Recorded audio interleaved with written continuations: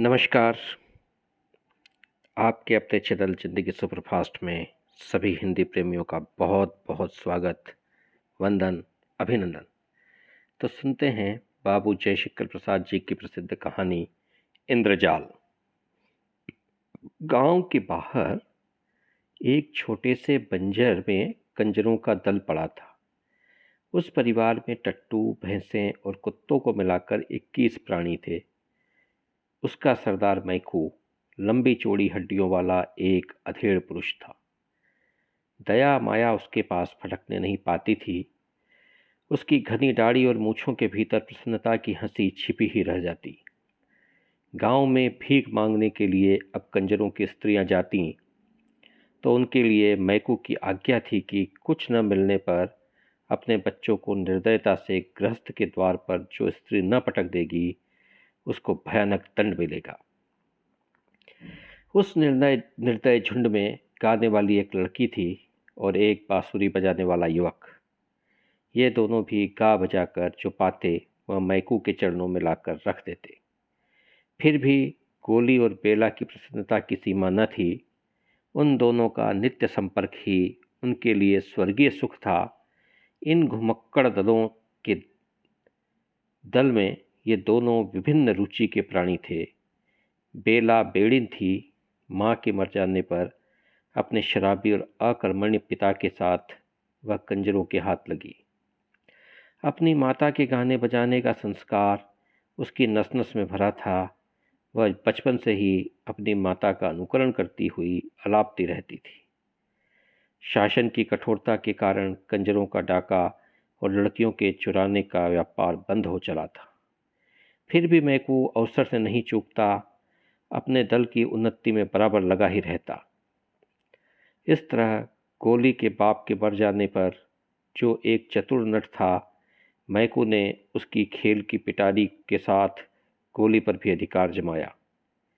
गोली महुवर तो बजाता ही था, पर बेला का साथ होने पर उसने बांसुरी बजाने में अभ्यास किया। पहले तो उसकी नट विद्या में बेला भी मनोयोग से लगी, किंतु दोनों को भानुमति वाली पिटारी ढोकर 2-4 पैसे कमाना अच्छा न लगा। दोनों को मालूम हुआ कि दर्शक उस खेल से अधिक उनका गाना पसंद करते हैं। दोनों का झुकाव उसी ओर हुआ। पैसा भी मिलने लगा।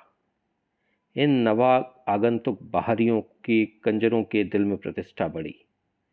बेला सांवली थी, जिसे पावस की मेघमाला में छिपे हुए आलोक पिंड का प्रकाश निखरने की अदम्य चेष्टा कर रहा हो, वैसे ही उसका यौवन सुगठित शरीर के भीतर उद्वेलित हो रहा था। गोली के स्नेह की मदिरा से उसकी कजरारी आंखें लाली से भरी रहती। वह चलती तो थिरकती हुई, बातें करती तो हंसती हुई, एक मिठास उसके चारों ओर बिखरी रहती। फिर भी गोली से उसका ब्याह नहीं हुआ था। गोली जब बांसुरी बजाने लगता तब बेला के साहित्यहीन गीत जिसे प्रेम के माधुर्य की व्याख्या करने लगते।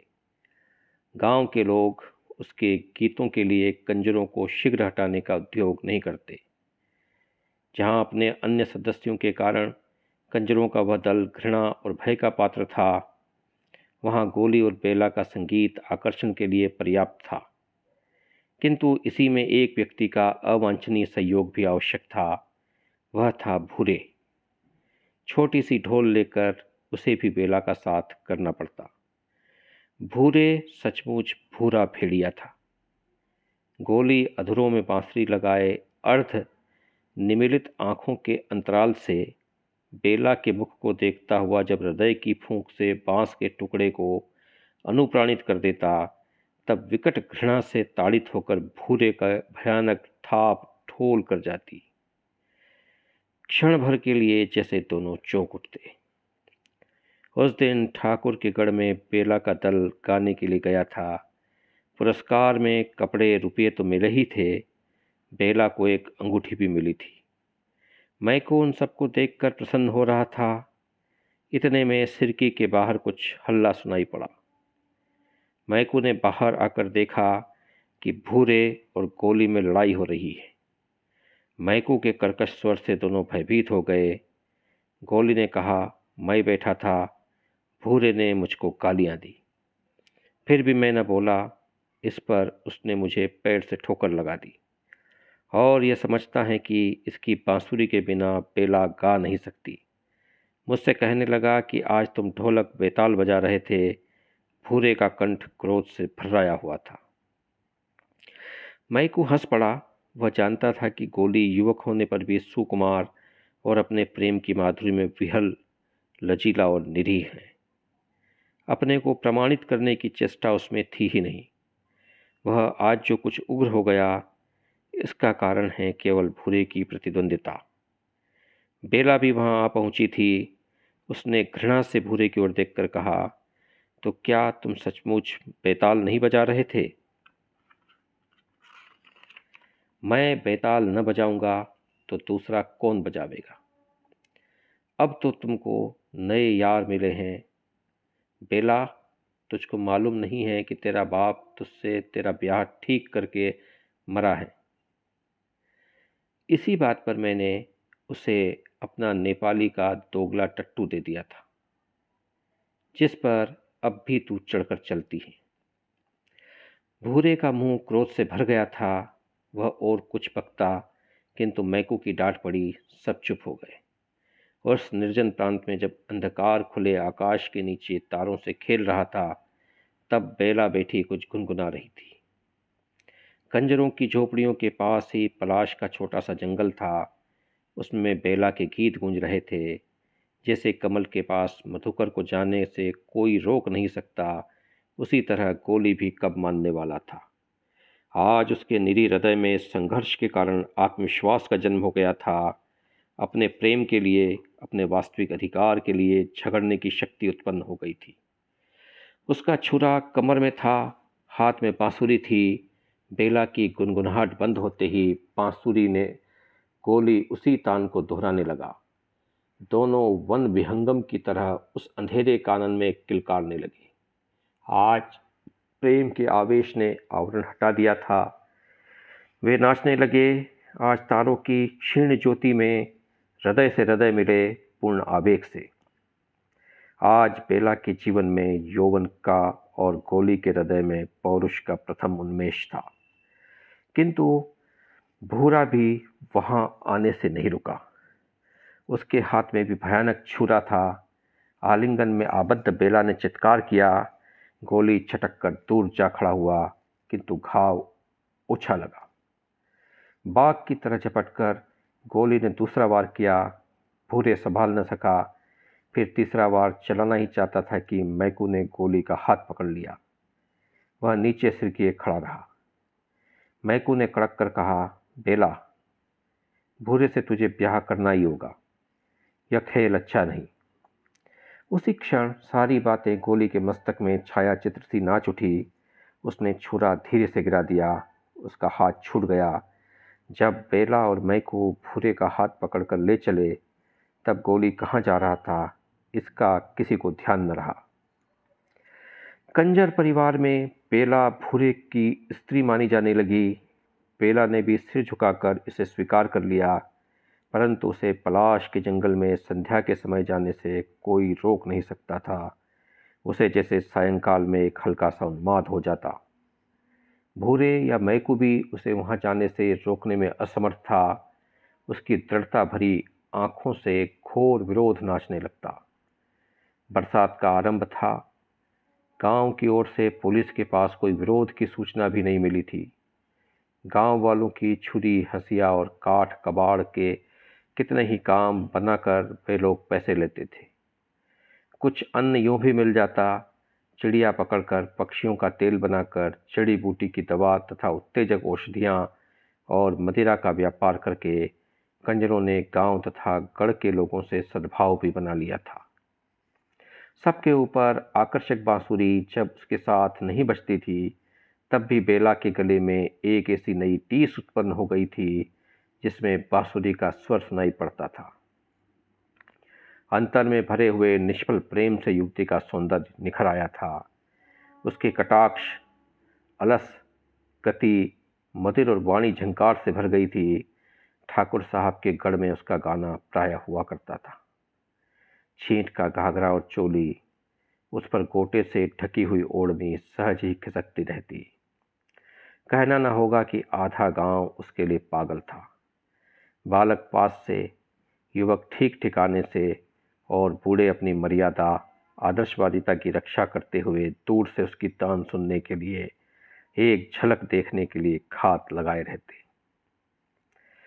गढ़ के चौक में जब उसका गाना जमता तो दूसरा काम करते हुए अनियमितता की आड़ में मनोयोग से और कनखियों से ठाकुर से देख लिया करते थे। माइको घाघ था, उसने ताड़ लिया। उस दिन संगीत बंद होने पर, पुरस्कार मिल जाने पर और भूरे के साथ बेला के गढ़ के बाहर जाने पर भी मैकू वहीं थोड़ी देर तक खड़ा रहा। ठाकुर ने उससे देखकर पूछा, क्या है? सरकार, कुछ कहना है क्या? यह छोकरी इस गांव से जाना नहीं चाहती। उधर पुलिस तंग कर रही है। जाना नहीं चाहती क्यों? वह तो घूम घुमाकर गढ़ में आती है, खाने को मिल जाता है। मैकू आगे की बात चुप होकर कुछ कुछ संकेत भरी मुस्कुराहट से कह देना चाहता था। ठाकुर के मन में हलचल होने लगी। उसे दबाकर प्रतिष्ठा का ध्यान करके ठाकुर ने कहा, तो मैं क्या करूं? सरकार, वह तो सांझ होते ही पलाश के जंगल में अकेली चली जाती हैं, वहीं बैठी हुई बड़ी रात तक गाया करती है। एक दिन सरकार धमका दें तो हम लोग उसे ले देकर आगे कहीं चले जाएं।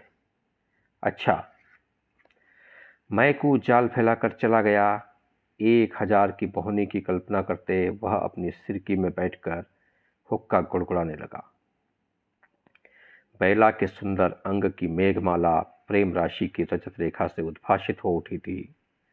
उसके हृदय में यह विश्वास जम गया था कि भूरे के साथ घर बसाना कोली के प्रेम के साथ विश्वासघात करना है। उसका वास्तविक पति कोली ही है। बेला में यह संकल्प भावना विकट तांडव करने लगी। उसके हृदय में वसंत का विकास था। उमंग में मलिया नील की गति थी।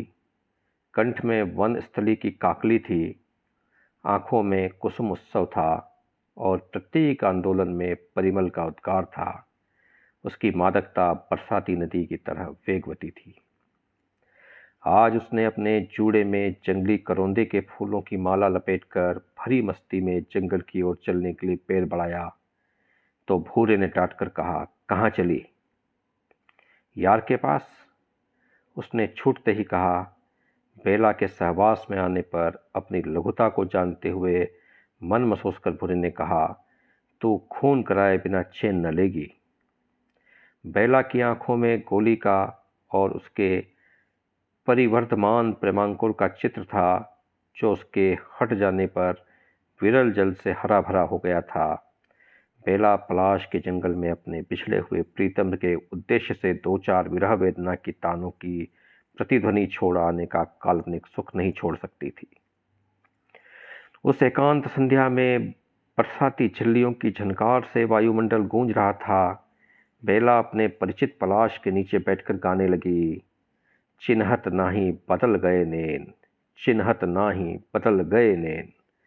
ऐसा मालूम होता था कि सचमुच कोली उस अंधकार में अपरिचित की तरह मुंह फिराकर चला जा रहा है। बेला की मनोवेदना को पहचानने की क्षमता उसने खो दी है। बेला का एकांत में विरह निवेदन उसकी भाव प्रवणता को और भी उत्तेजित करता था। पलाश का जंगल उसकी कातर कुहक से गूंज रहा था। सहसा उस निस्तब्धता को भंग करते हुए घोड़े पर सवार ठाकुर साहब वहां आ पहुंचे। अरे बेला, तू यहाँ क्या कर रही है? बेला की स्वर लहरी रुक गई थी। उसने देखा ठाकुर साहब। महत्व का संपूर्ण चित्र कई बार, जिसे वह अपने मन में की असंयत कल्पना में दुर्गम शेल श्रृंग समझाकर अपने भ्रम पर अपनी हंसी उड़ा चुकी थी, वह सकुच कर खड़ी हो गई। बोली नहीं, मन में सोच रही थी, गोली को छोड़कर भूरे के साथ रहना क्या उचित है, और नहीं तो फिर? ठाकुर ने कहा, तो तुम्हारे साथ कोई नहीं है? कोई जानवर निकल आवे तो? बेला खिलखिलाकर हंस पड़ी। ठाकुर का प्रमाद बढ़ चला था। घोड़े से झुककर उसका कंधा पकड़ते हुए कहा, चलो तुमको पहुंचा दे। उसका शरीर कांप रहा था और ठाकुर आवेश में भर रहे थे। उन्होंने कहा, बेला, मेरे यहाँ चलोगी? बेला बोली, भूरे मेरा पति है। बेला के इस कथन में भयानक व्यंग्य था। वह भूरे से छुटकारा पाने के लिए तरस रही थी। उसने धीरे से अपना सिर ठाकुर की जांघ से सटा दिया। एक क्षण के लिए दोनों चुप थे। फिर उसी समय अंधकार में दो मूर्तियों का प्रादुर्भाव हुआ। कठोर कंठ से भूरे ने पुकारा, बेला। ठाकुर सावधान हो गए थे। उनका हाथ बगल की तलवार की मूठ पर जा पड़ा। भूरे ने कहा, जंगल में किस लिए तू आती थी? यह मुझे आज मालूम हुआ। चल, तेरा खून पिए बिना न छोड़ूंगा। ठाकुर के अपराध का आरंभ तो उसके मन में ही हो चुका था। उन्होंने अपने को छिपाने का प्रयत्न छोड़ दिया। कड़क कर बोले, खून करने के पहले अपनी भी सोच लो। तुम मुझ पर संदेह करते हो तो तुम्हारा भ्रम है। मैं तो अब मैकू आगे आया। उसने कहा, सरकार, बेला अब कंजरों के दल में नहीं रह सकेगी। तो तुम क्या कहना चाहते हो? ठाकुर साहब अपने में आ रहे थे, फिर भी घटना चक्र से विवश थे। अब यह आपके पास रह सकती है। भूरे इसे लेकर हम लोगों के संग नहीं रह सकता। मैकू पूरा खिलाड़ी था। उसके सामने उस अंधकार में रुपये की चमक रहे थे। ठाकुर को अपने अहंकार का आश्रय मिला। थोड़ा सा विवेक जो उस अंधकार में झिलमिला रहा था बुझ गया। उन्होंने कहा, तुम क्या चाहते हो? मैकू बोला, 1000। चलो मेरे साथ। कहकर बेला का हाथ पकड़कर ठाकुर ने घोड़े को आगे बढ़ाया। भूरे कुछ भुनभुना रहा था, पर मैकू ने उसे दूसरी ओर भेजकर ठाकुर का संग पकड़ लिया। बेला रकाब पकड़े चली जा रही थी। दूसरे दिन कंजरों का दल उस गांव से चला गया। उपरोक्त घटना को कई साल बीत गए। बेला ठाकुर साहब की एकमात्र प्रेमिका समझी जाती है। अब उसकी प्रतिष्ठा अन्य कुलवधुओं की तरह होने लगी। नए उपकरणों से उसका घर सजाया गया। उस्तादों से गाना सीखा है। गढ़ के भीतर ही उसकी छोटी सी साफ सुथरी हवेली है। ठाकुर साहब की उमंग की रातें वहीं कटती हैं। फिर भी ठाकुर कभी कभी प्रत्यक्ष देख पाते हैं कि बेला उनकी नहीं है। वह न जाने कैसे एक भ्रम में पड़ गए। बात निभाने की आ पड़ी। एक दिन एक नट आया। उसने अनेक तरह के खेल दिखलाए। उसके साथ उसकी स्त्री भी थी। वह घूंघट ऊंचा नहीं करती। खेल दिखलाकर जब अपनी पिटारी लेकर जाने लगी तो कुछ मनचले लोगों ने पूछा, क्यों जी, तुम्हारी स्त्री कोई खेल नहीं दिखाया करती? करती तो है सरकार, फिर किसी दिन दिखलाऊंगा, कहकर वह चल पड़ा। किंतु उसकी बांसुरी की धुन बेला के कानों में उन्माद का आह्वान सुना रही थी। पिंजड़े की वन विहंगनी को बसंत की फूली हुई डाली का स्मरण हो आया था। दूसरे दिन गढ़ में भारी जमघट लग गया। गोली का खेल जम रहा था। सब लोग उसके हस्त कौशल में मुग्ध थे। सहसा उसने कहा, सरकार, एक बड़ा भारी दैत्य आकाश में आ गया है। उससे लड़ने जाता हूँ। मेरी स्त्री की रक्षा आप लोग कीजिएगा। गोली ने एक डोरी निकालकर उसको ऊपर आकाश की ओर फेंका। वह सीधी तन गई। सबके देखते देखते गोली उसी के सहारे आकाश में चढ़कर अदृश्य हो गया। सब लोग मुग्ध होकर भविष्य की प्रतीक्षा कर रहे थे। किसी को यह ध्यान नहीं रहा कि स्त्री अब कहाँ है। गढ़ के फाटक की ओर सबकी दृष्टि फिर गई। गोली लहू से रंगा चला आ रहा था। उसने आकर ठाकुर को सलाम किया और कहा, सरकार, मैंने उस दैत्य को हरा दिया। अब मुझे इनाम मिलना चाहिए।